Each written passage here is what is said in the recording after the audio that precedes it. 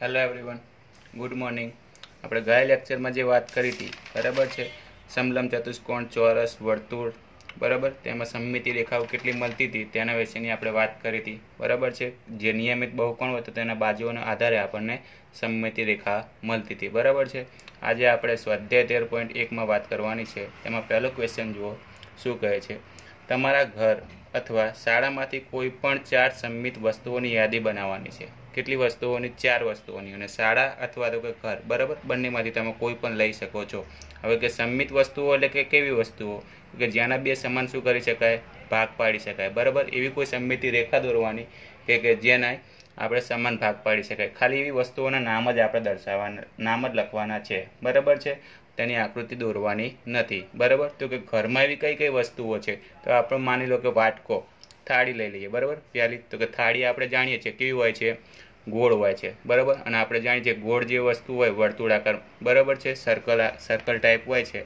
તો એની આપણે જાણીએ છીએ કે અસંખ્ય સમમિતિ તમને રેખાઓ જોવા મળે છે. આપણે જોયું તો આપણે અગાઉના જે લેક્ચરમાં બરાબર છે, વર્તુળ છે તો કે વર્તુળમાં આપણે અસંખ્ય જે સમમિતિ રેખા છે આપણને મળે છે. પરંતુ અહીંયા તો હાલ આપણે પૂરતી કુલ 4 સમમિતિ રેખા દોરી છે બરાબર. બાકી આપણે જે વર્તુળ છે તેમાં આપણે જાણીએ કોઈ પણ ખૂણો નથી, માટે તેમાં ગમે ત્યાંથી તમે સમમિતિ રેખા દોરશો બરાબર છે, તમને કેટલી મળશે? સરખા બે ભાગ ત્યાંથી તમને સરખા જ તમને જોવા મળશે બરાબર. ગમે તે જગ્યાએથી તમે સમમિતિ રેખા દોરશો તમને સરખા જ ભાગ જોવા મળશે બરાબર છે. એટલે કે થાળી છે બરાબર, તે પણ કેવી વર્તુળાકાર ટાઈપ જ હોય છે બરાબર. તે પણ ધાર ધરાવે છે, માટે તેમાં કેટલી સંખ્યા સમમિતિ રેખા જોવા મળશે? અસંખ્ય ટાઈપ તમને સમમિતિ રેખા જોવા મળશે. શા માટે? કારણ કે તે ગોળ છે, એટલે કે વર્તુળાકાર છે બરાબર છે. પછી કે વાટકો છે, સાણસી છે, જે આપણે પકડવાની કોઈ વસ્તુ પકડવાની આવે છે તે સાણસી, ચીપીઓ, કાતર, પંખો બરાબર છે. આ બધી જ કેવી વસ્તુઓ છે? જે સમમિતિ ધરાવે છે. એટલે કે તેને વચ્ચેથી જો તમે સમમિતિ લાઈન દોરો બરાબર, તો તે બે સમાન ભાગમાં તે એકબીજા ઉપર બંધ બેસતા થઈ શકે છે બરાબર. તો કે ઘરની જે વસ્તુઓ છે તેની સમમિતિ વસ્તુઓની વાત થઈ. હવે શાળામાં કઈ કઈ વસ્તુઓ તમને જોવા મળે છે? તો કે શાળામાં પુસ્તક છે બરાબર છે. માની લો કે આ કોઈ પુસ્તક છે મારી પાસે બરાબર છે. તો કે પુસ્તક કેવું છે? લંબચોરસ છે. કેવું છે? લંબચોરસ. તો કે લંબચોરસમાં આપણે મેં અગાઉ પણ મેં તમને કીધું હતું કે લંબચોરસમાં બે નિયમિતતા બહુકોણ નથી. શા માટે? કારણ કે તેની સામસામેની બાજુ કેવી હોય છે? સરખી હોય છે બરાબર. એટલે આની ફક્ત બે સમમિતિ રેખા મળશે, એક ઊભી જોવા મળશે અને એક આડી તમને સમમિતિ રેખા જોવા મળશે બરાબર. એટલે કે ઊભા સરખા તમે ભાગ પાડી શકો અને આડા પણ તમે સરખા ભાગ પાડી શકો છો. એટલે કે તમે બે રીતના તમે સરખા ભાગ પાડી શકો છો બરાબર છે. ત્યાર પછી બ્લેકબોર્ડ. આપણે જાણીએ છીએ મોટા ભાગે બ્લેકબોર્ડ છે તે લંબચોરસ જ હોય છે બરાબર. એટલે કે તેમાં પણ કેટલી સમમિતિ રેખા તમને જોવા મળશે? બે જ જોવા મળશે. ત્યાર પછી નોટબુક બરાબર છે. કોઈ નોટબુક હોય તો તેમાં પણ આપણને કેટલી સમમિતિ રેખા જોવા મળશે? તો કે એમાં પણ બે. જો ચોરસ હોય તો 4 જોવા મળશે અને જો લંબચોરસ હોય તો કે 2 જોવા મળશે બરાબર. ત્યાર પછી બેટ છે, બારણું છે, બોલ છે, ટેબલ છે બરાબર છે. આ બધામાં જ તમને સમમિતિ રેખાઓ તમને જોવા મળશે. આ જે દરેક જે વસ્તુ છે તે સમમિતિ રેખા મળે તેવી વસ્તુઓની યાદી બનાવેલી છે આપણે બરાબર છે. આ ખાસ કરીને પૂછાય નહીં, પણ આ તો ખાલી સમજવા માટેનું મૂકેલું છે ચોપડીમાં બરાબર છે. હવે ત્યાર પછીનો જે ક્વેશ્ચન 2 છે તે જોઈએ. તો કે બાજુની આકૃતિમાં રેખા L1 અને L2 માંથી કઈ રેખા અરીસાની રેખા કહેવામાં આવે છે? અરીસાની રેખા એટલે કે આપણે જાણીએ છીએ કે અરીસા સામે આપણે ઊભા રહે આપણા જેવું જ પ્રતિબિંબ છે ક્યાં દેખાય છે? આપણને અરીસામાં દેખાય છે બરાબર. એટલે કે એના જેવું જ પ્રતિબિંબ તમને કઈ રેખાને આપણે અરીસાની રેખા કહેવાની છે તે આપણે જોવાની છે બરાબર છે. તો અહીંયા તમને આકૃતિ આપેલી છે અને તેમાં તમને બે રેખા આપેલી છે, L1 રેખા અને L2 રેખા.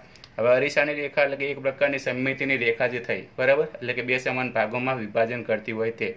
માની લો કે આપણે L1 છે તે આપણે પહેલી સમમિતિ રેખા જોઈએ તો કે આર્યો ભાગ, તો કે બે ભાગ તેના પડશે. એક ભાગ કયો પડશે? ચોરસ પડશે. એક કયો બનશે? લંબચોરસ બનશે. એટલે કે બે સરખા ભાગ પડશે નહીં બરાબર. એટલે કે L1 છે તે સમમિતિ રેખા ધરાવશે નહીં આકૃતિ માટે બરાબર. આરી આકૃતિ માટે L1 છે તે સમમિતિ રેખા ધરાવશે નહીં. તો કે L2 ધરાવશે. તો કે L2 જો તમને અહીંયા મધ્યમાંથી બે સરખા ભાગ પાડે છે બરાબર, માટે તેને કહી શકાય કે આપણે L2 છે તે સમમિતિ રેખા ધરાવે છે.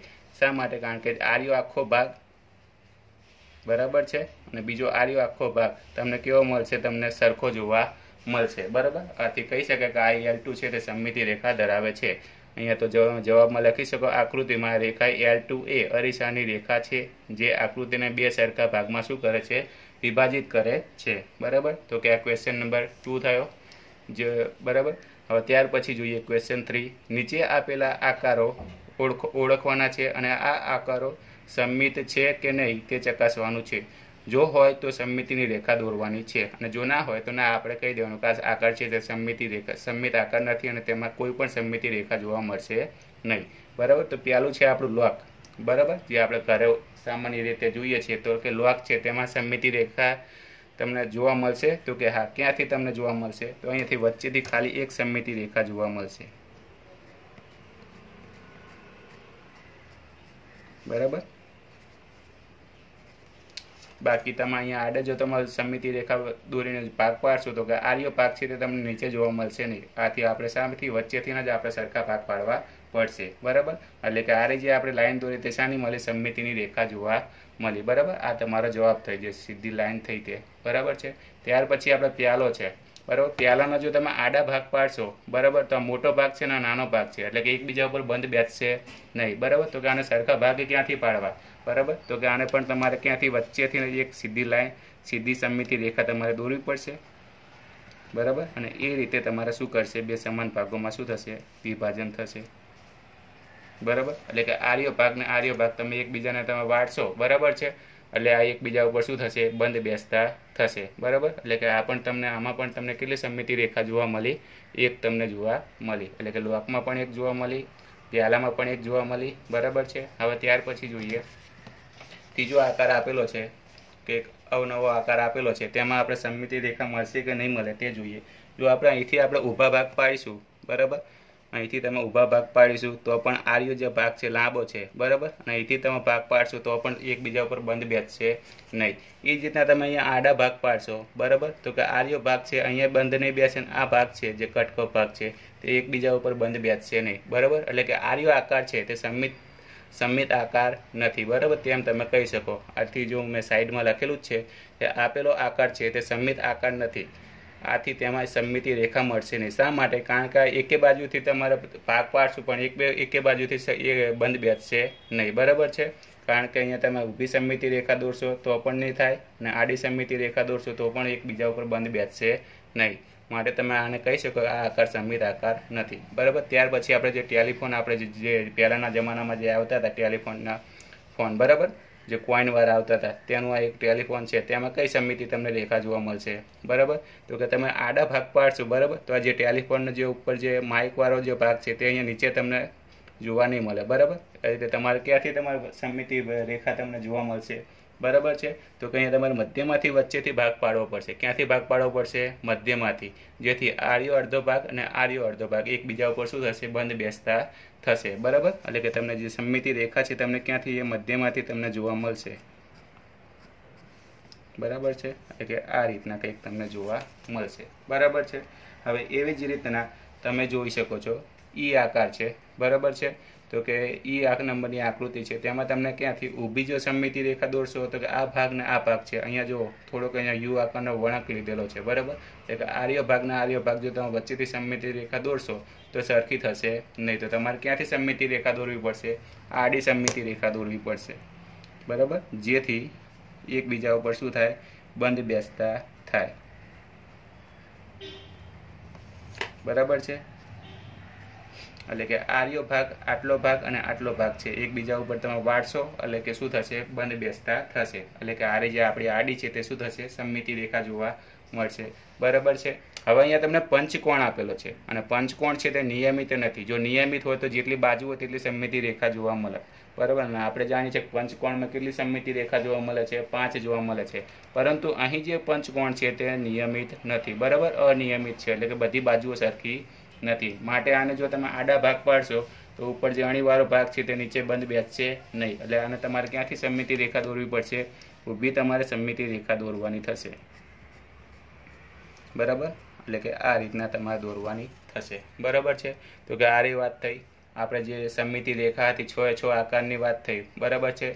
તો કે લોક છે, પ્યાલો છે, પછી આ કોઈક આકાર છે, ટેલિફોન છે, બરાબર, પંચકોણ છે, દરેકમાં સમમિતિ રેખાઓ તમને જોવા મળી એક આકારને બાદ કરતા, બરાબર છે. હવે ત્યાર પછી જોઈએ શું કહે છે. નીચે આકૃતિઓની ચોરસ ખાનાવાળા કાગળ પર નકલ કરવાની છે, અને આવું ચોરસ ખાનાવાળું કાગળ તમે શરૂઆતના વર્ષોમાં તમારી અંકગણિતની નોટબુકમાં વાપર્યું હશે, અને પછી આ આકૃતિઓને એવી રીતે પૂરી કરો કે જેથી તેમાં દોરેલી તૂટક રેખા તે આકૃતિની સમમિતિની રેખા બને, બરાબર. એટલે કે દરેકે તમને 6 આકૃતિ આપેલી છે, અને 6 આકૃતિ કેવી આપેલી છે? અડધી આપેલી છે, અને જેને તમારે શું કરવાની છે? પૂરી કરવાની છે. અને અહીંયા જે તમને તૂટક રેખા તમને જે દેખાય છે, બરાબર, તે શું દેખાડે છે? તમને સમમિતિની રેખા દેખાડે છે. શું દેખાડે છે? સમમિતિની રેખા. એટલે કે બાકીનો અડધો ભાગ તમારે જાતે દોરવાનો થશે, બરાબર, જે આપણે વારાફરતી આપણે જોઈશું, બરાબર છે. અને આ જ્યારે તમે દોરો છો ત્યારે જે ગ્રાફ પેજ છે, બરાબર, તેનો ખાસ કરીને ઉપયોગ કરજો, બરાબર છે. અને આ રીતના તમારે જે શક્ય બને તો આ રીતના પેજના પણ તમારો ઉપયોગ કરવાનો થશે, બરાબર. તો તમને જો અહીંયા અડધો ભાગ આ રીતના આપેલો છે, બરાબર, ત્રિકોણાકાર આપેલો છે, અને બાકીનો તમારે અડધો ભાગ દોરવાનો છે. તો તમને કઈ રીતના મળશે જુઓ, તો કે આ જેટલો ઉપર તરફ કેટલા છે જુઓ, 3 અડધા ટપકા છે. કેટલા ટપકા છે? 3 બોક્સમાંથી વચ્ચેથી પસાર થાય છે. તો તમારે શું કરવાનું? અહીંયાથી જો ઉપરથી નીચે તરફ જાય છે, તો કે એ જ રીતના તમારે અહીંયા ઉપરથી નીચે તરફ તમારે વચ્ચેથી લાઈન દોરવાની થશે, બરાબર છે. ખાસ ધ્યાન રાખજો, બરાબર છે. અને એ જ રીતના જો પછી અહીંથી તમે નીચે આવી ગયું, પછી ત્યાંથી એક્ઝેક્ટ ક્યાં જાય છે?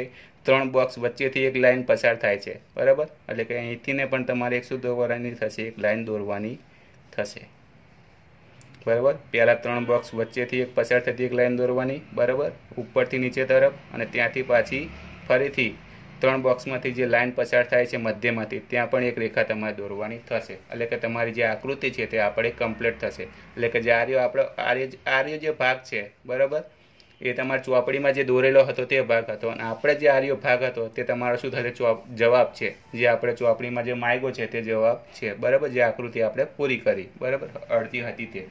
હવે ત્યાર પછી જોઈએ આર્ય બીજો આકાર શું કહે છે. જો આર્ય એમાં પણ તમારે આકૃતિ પૂરી જ કરવાની છે. તો કે જો આર્ય ભાગ છે, એક લાઈન છે, એમાં કેટલા બોક્સ આવેલા છે? જો 2 બોક્સ એક લાઈનમાં સમાવેશ થાય છે.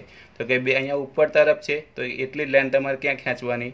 નીચે તરફ ખેંચવાની થશે, બરાબર.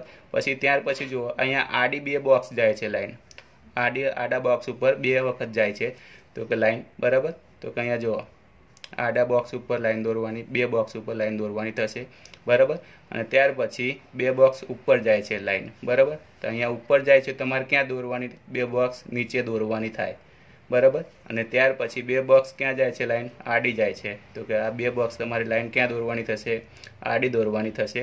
ત્યાર પછી જુઓ અહીંયા ક્યાં જાય છે? લાઈન નીચે જાય છે. તમારે ક્યાં દોરવાની? ત્યાંની વિરુદ્ધ, બરાબર. એટલે કે અહીંયા ઉપરની તરફ તમારે દોરવાની થાય, બરાબર. અને એ જ રીતના પછી ત્યાર પછી 2 બોક્સ છે તેના મધ્યમાંથી એક રેખા પસાર થાય છે. તો તમારે પણ શું કરવાનું? 2 બોક્સમાંથી મધ્યમાંથી રેખા પસાર થાય તે રીતના દોરવાનું, બરાબર.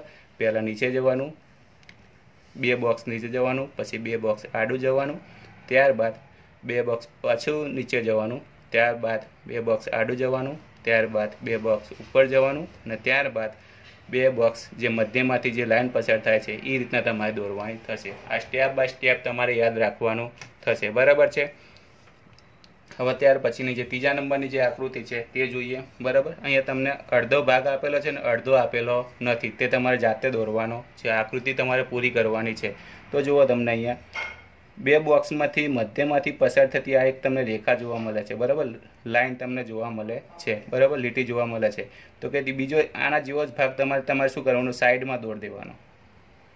એટલે અહીંયા મધ્યમાંથી જે તમારે પસાર થતી હોય એવી તમારે રેખા અહીંયા તમારે દોરવાની થાય, બરાબર. આટલું કામ થઈ ગયું. એટલે કે જેટલો ભાગ આ સાઈડ હતો એટલો જ ભાગ તમને આ બાજુ મળી ગયો, બરાબર છે.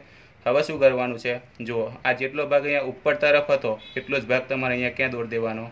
નીચે દોરી દેવાનો. શું કરવાનું? નીચે દોરી દેવાનો, બરાબર છે. એટલું દોરાઈ ગયું. હવે આર્યો ભાગ જેટલો આ સાઈડ દોર્યો છે એટલો જ ભાગ તમારે આ બાજુ પણ દોરી દેવાનો. અહીંયા જો 2 બોક્સ છે તો અહીંયા પણ 2 બોક્સ સુધી તમારે લાઈન દોરવાની થશે, બરાબર. ને હવે આ ભાગ છે, કેટલા બોક્સ ઉપર લાઈન જાય છે? તો કે 2 બોક્સ ઉપર લાઈન જાય છે. તો તમારે પણ શું કરી દેવાનું? અહીંયા 2 બોક્સ ઉપર તમારે લાઈન દોરી દેવાની. એટલે કે અહીંયા જુઓ તમારે આખો ભાગ હતો, તે તમારે કમ્પ્લીટ થઈ ગયો, એટલે કે જે મંદિર જેવો તમારો આકાર છે તે બનશે, બરાબર છે।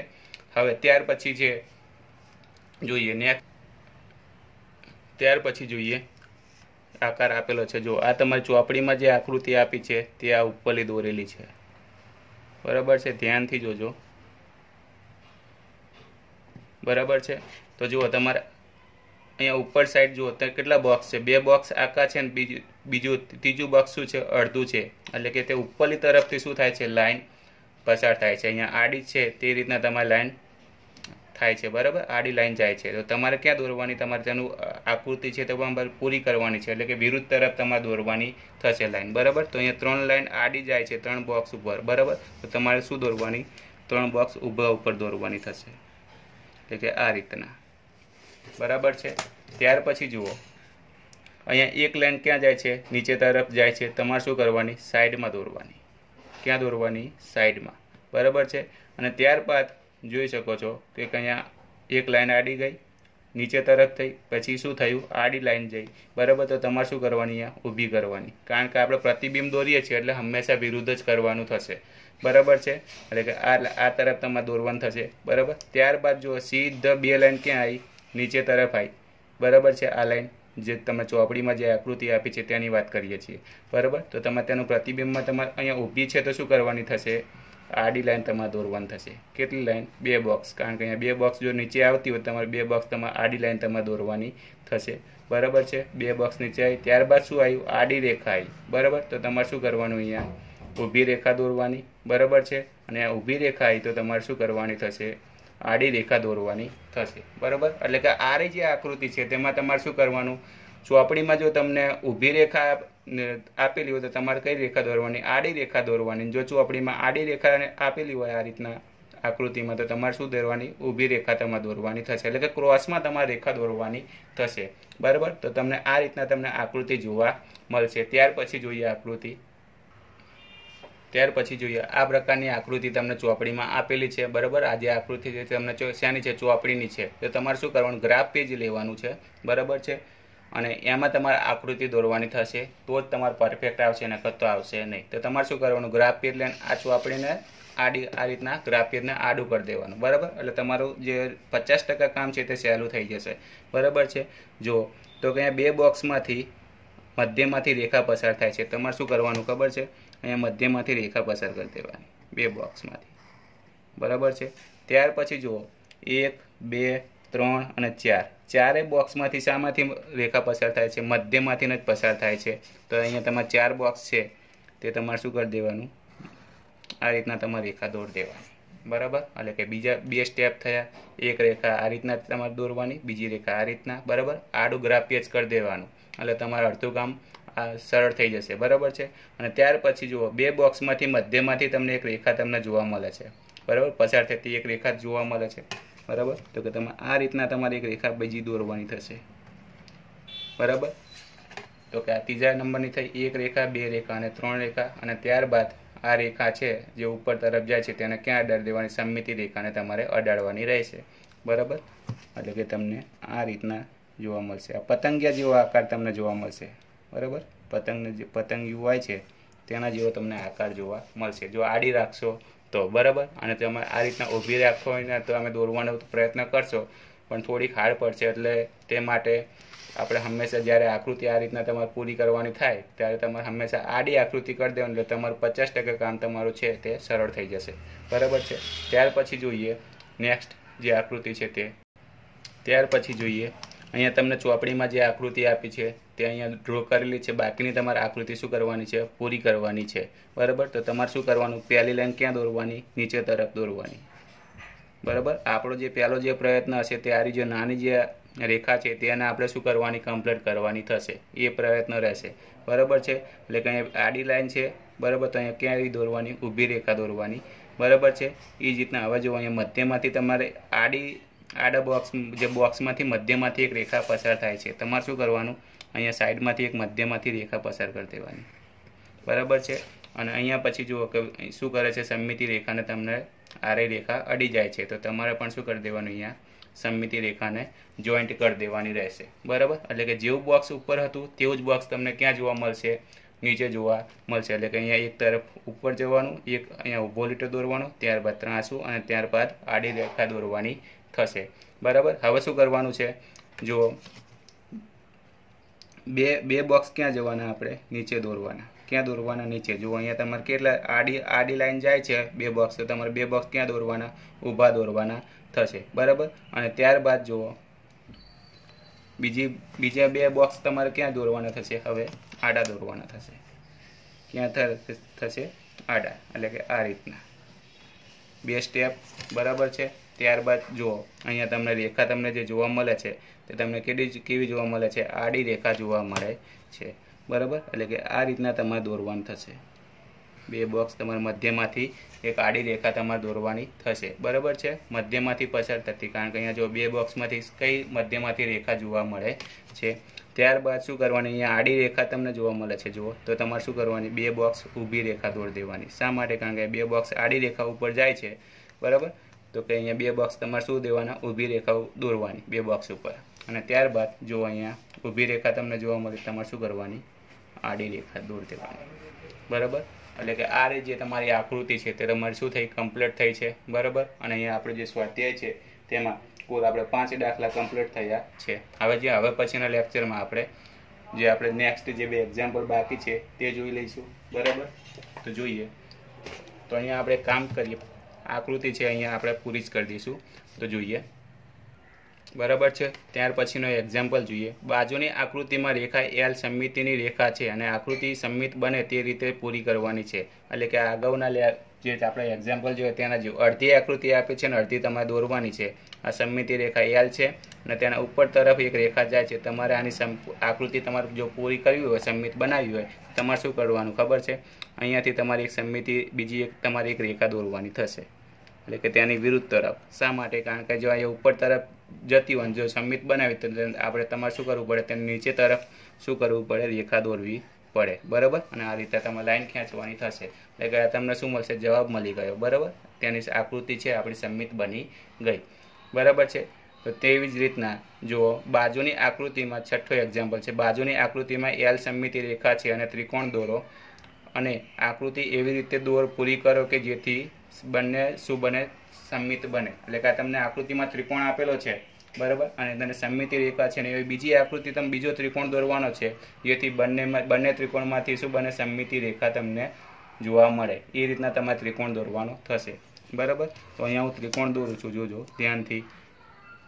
બરાબર છે। આ જે આકૃતિ છે તે જ આકૃતિ મેં દોરેલી છે। હવે આપણે આકૃતિનો શું ત્રિકોણ એવો દોરવાનો છે જેથી બંને શું બને? સમમિતિ રેખા બંનેમાંથી પસાર થાય। એટલે કે આર્યો ભાગ છે એ રીતના શું મળે? એના જેવો જ ભાગ તમને અહીંયા બીજી જગ્યાએ તમને જોવા મળે। એ રીતના તમારે શું કરવાનું છે?